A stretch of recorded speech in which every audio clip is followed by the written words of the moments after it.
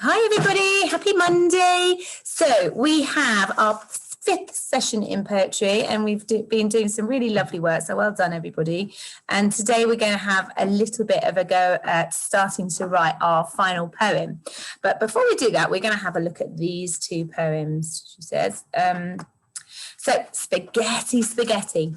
Spaghetti, spaghetti, you're wonderful stuff. I love you, spaghetti. I can't get enough. You're covered in sauce and sprinkled with cheese. Spaghetti, spaghetti. Oh, give me some more, please. Spaghetti, spaghetti, piled high in a mound. You wriggle and wiggle, you squiggle around.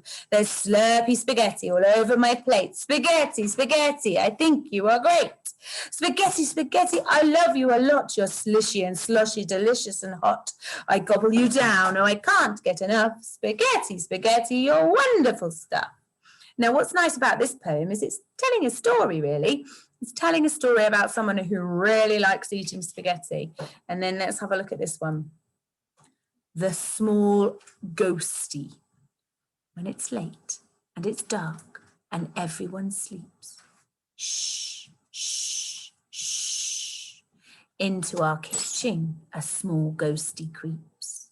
Shh, shh, shh. We hear knocking and raps, and then he rattles and taps, and he clatters and clangs, and he batters and bangs, and he whistles and howls, and he screeches and yells. So we pull up our covers over our heads, and we block up our ears, and we stay in our beds. Now, what I like about that one is there's lots of lovely sounds, lots of onomatopoeias in that one, but at the same time, it really tells a little story, doesn't it? It tells a little story of what's happening. And that's what we're going to think about today. We're going to think about a noisy story. So you need to choose something that is quite noisy. Or full of noises. So a little story about maybe something that happens. And at the moment, you've all been stuck in your houses for weeks and weeks and weeks and weeks. So you might have like a house noise or when things are getting ready. So I chose the classroom at tidy up time. So when I started, and you would do this, you will choose what is your noisy story. It could be a walk outside, couldn't it? It could be when your baby brother or sister's meant to be going to bed. It could be getting breakfast. It could be doing chores in the house. It could be all sorts of things. But I chose the classroom at tidy up time. So I started with that idea in the middle. You can see that there. And then I thought about, well, what noises might I hear in the classroom at tidy up time? So what noises, and I listed the things I might hear.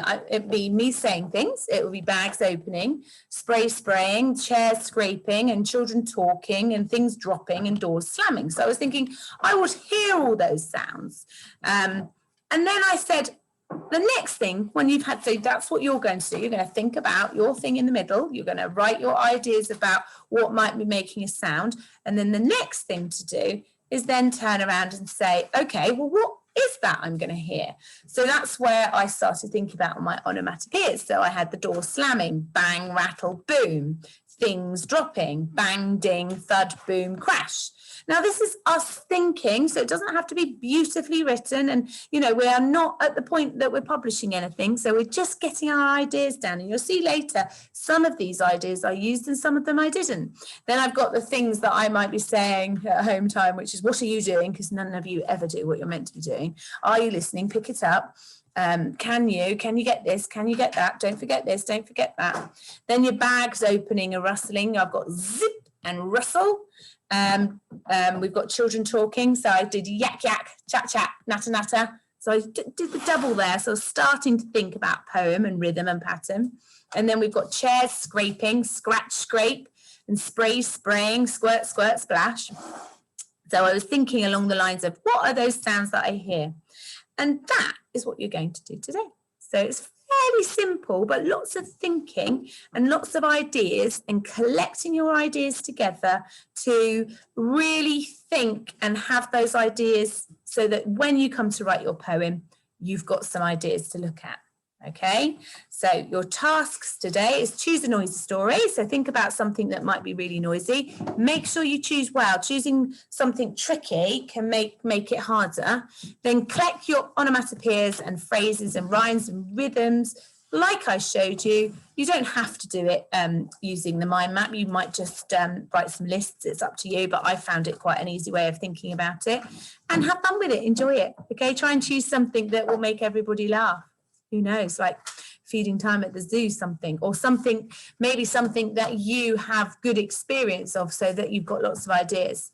Okay, so don't choose something that you've never actually heard. Choose something that you have heard, or something that you can imagine. So can't wait to see what you're doing and all your lovely learning, and enjoy.